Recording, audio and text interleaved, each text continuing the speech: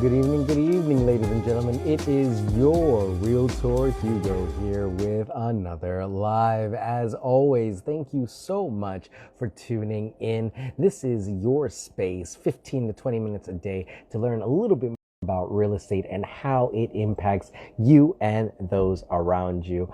I am Hugo Quintanilla, your Realtor Hugo online.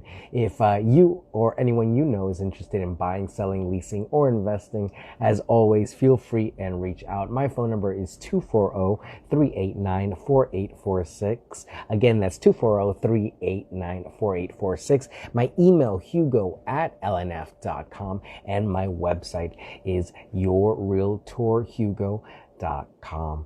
Ladies and gentlemen, today we are going to be talking about top real estate stories of the week, and man, do I have some tea for you. It has been quite an interesting week with a lot of drama, a lot of cases, some shuffling in the C-suites of some of these major corporations, and also a lot of forward-facing prognosticating, trying to see what the real estate market will bring us for the rest of 2024. So let's go ahead and get started without any further ado. Number one, OfferPad appoints new CFO. OfferPad has appointed Peter Nag as its new CFO amid a challenging real estate market.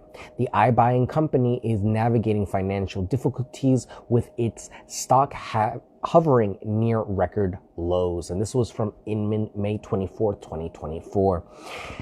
The iBuying space has been one that's been particularly challenged and damaged since the end of lockdown. There was a lot of controversy as to what these models were offering and what the returns on some of these investments were. And I don't know if you were with me during this news breaking that a lot of these companies were losing money on these deals, but we joked about it, that we had always said that the estimators of the world that were online, that were free for the average customer, were highly inaccurate. We always used to make that joke about a certain company that would, inflate their estimates. Over time, that practice became very scrutinized and changes were made, and that actually really dismantled the whole iBuying space. If you're not familiar, iBuying is basically an internet buyer will offer on a home, typically cash at a fraction of the value of the home, in an attempt to purchase the home from you at a lower cost, renovate it, and then flip it for a much substantial gain. Usually we're talking about maybe I think 75% of the value of the property versus what they end up inevitably selling it for, which at that time I think was very high. But I can't speak to their profit margins. Inevitably, what ended up happening is many of these companies that formed their business models around iBuying have now shuttered their doors because the inventory is not there.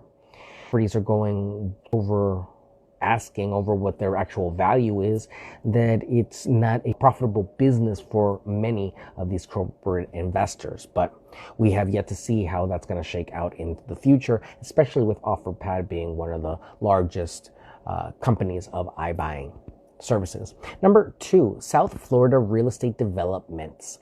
Related, BH and PEB continued their commercial shopping spree in South Florida, acquiring a $49 million waterfront mixed-use property in Fort Lauderdale. This is part of a larger trend of significant investments in the region. The Real Deal, May 24th, 2024. If you're interested in new real estate investment, there are 3 locations I'll make you privy to: Florida, Houston, and Las Vegas. These 3 areas right now are areas that are really seeing changes in their market and could be great opportunities for someone that's interested in potentially investing for the long term. Now, keep in mind, they all come with their challenges. They've all had substantial changes to their tourism because of lockdown in the last few years. But things have changed and a lot of these places are bouncing back. So for someone that is knowledgeable in real estate, this could be a great opportunity to go to 3 great states to start to build portfolios there: Nevada, Texas, and Florida. Number 3, title agency fraud case. The owner of a title agency in South Florida was sentenced for a $7 million mortgage fraud scheme involving falsified paperwork in 30 real estate deals.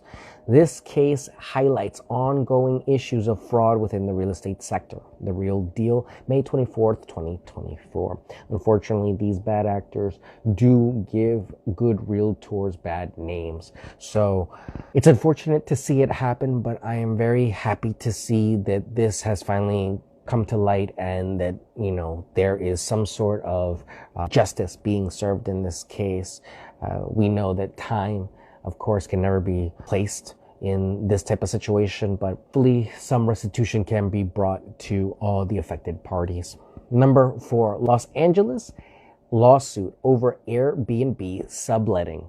A lawsuit has been filed in Los Angeles against a tenant who allegedly sublet a home on Airbnb, making $216,000 by providing a fake address and listing with no exterior photos. The Real Deal, May 24th, 2024. We've all seen it. The listing on Airbnb that isn't really like the listing said it was on Airbnb.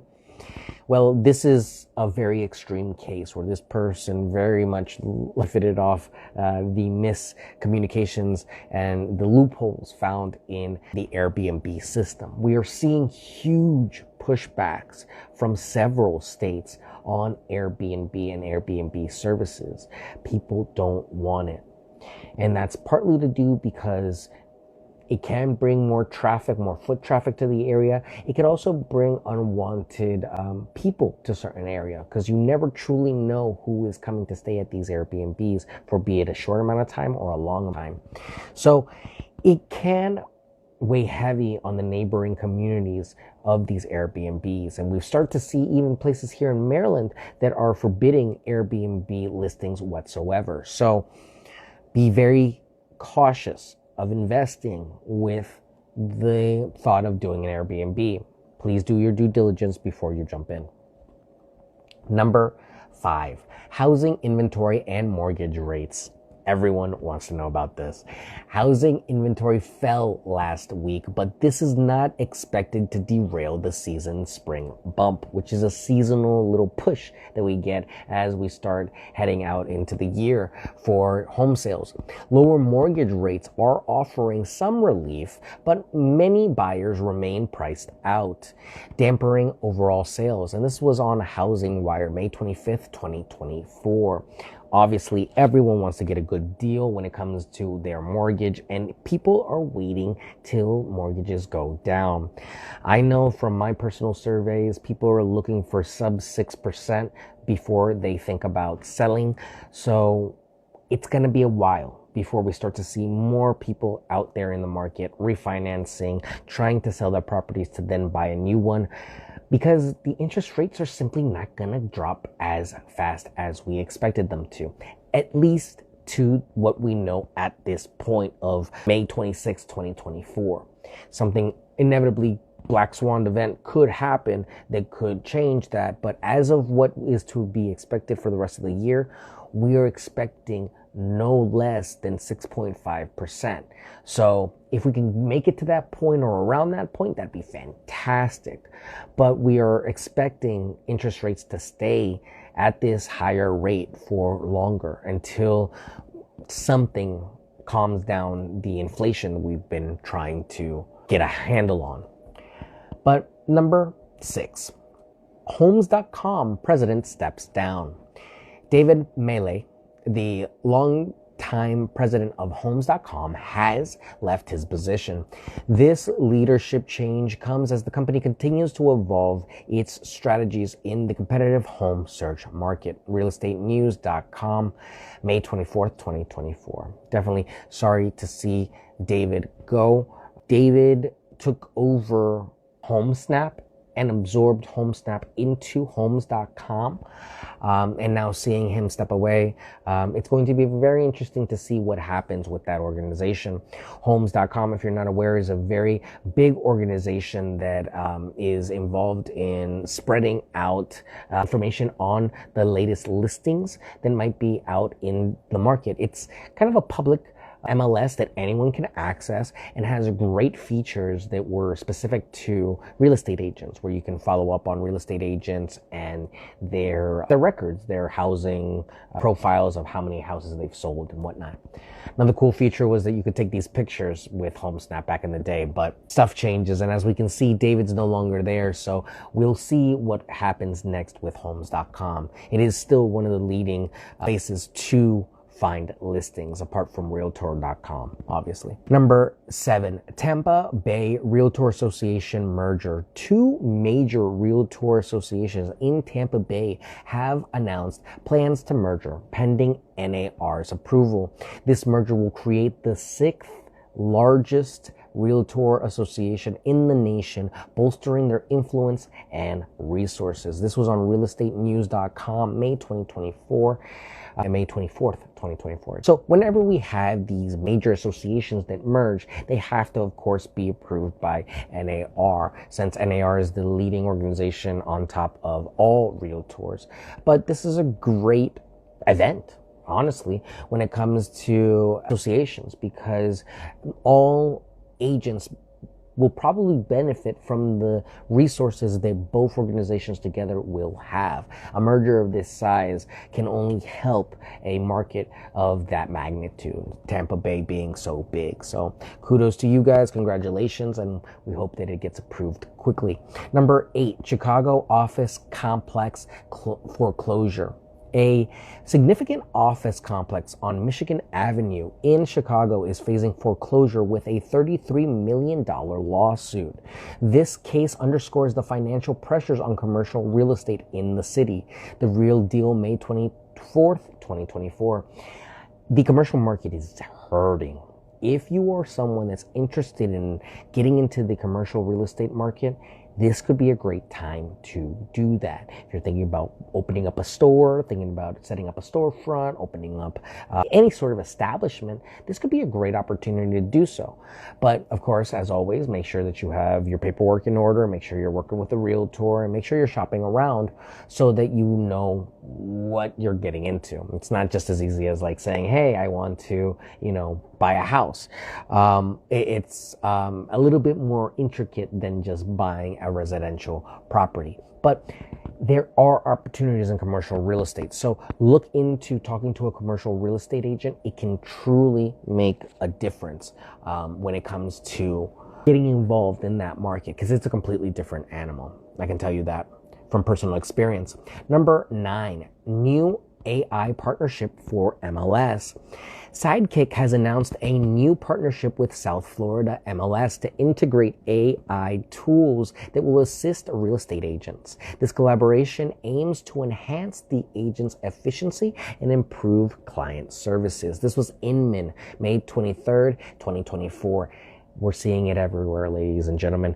The AI implementation is not going unnoticed. So we're seeing it from listing pages all the way up to MLSs. So it's going to be great to see the tool develop and grow in the next few years, but it is still a tool that's in its infancy. So be careful out there. And I personally wish that MLS the best of luck when it comes to this new tool. I hope it really works out. There are a lot of places that have made great strides in AI, a lot of companies that have made great strides, but we have still yet to see its implementation fully in real estate.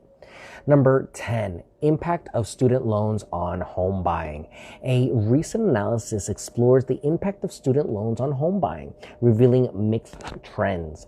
While some areas see significant challenges for buyers with student debt, other regions show resilience and growth. Housing Wire, May 24th, 2024. As we all know, there is the hope of financial aid forgiveness for many students that have had financial difficulties paying off their student loans. But many of us are not holding our breath for that relief. So student loans are still impacting in certain areas when it comes to home ownership. There are loans that can help you pay your student loans off. So please look into purchasing homes. Even if you have student loan debt, it may not be as detrimental as you think it can be. So really make sure that you're taking your time to do your research on these different products. Shop around, talk to different lenders, and see what they'll offer you. Because I know Maryland Mortgage Program, MMP, when they have funds for certain programs, they can definitely make a difference in the bottom line. And I know for a fact for certain professions, there are student loan forgiveness programs, or at least grants that can help you buy a home if you're in a certain profession, be it in medicine, teacher, or government. So let's talk about it and look into that whenever we can.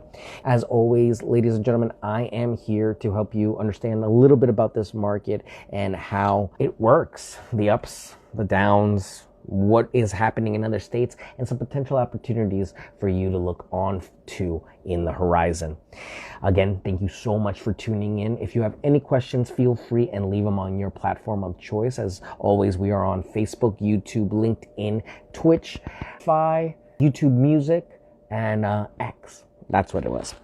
So I will see you all again tomorrow for another live. My phone number, if you need any other assistance, is 240-389-4846. My email is hugo at lnf.com. My co-host is leaving already.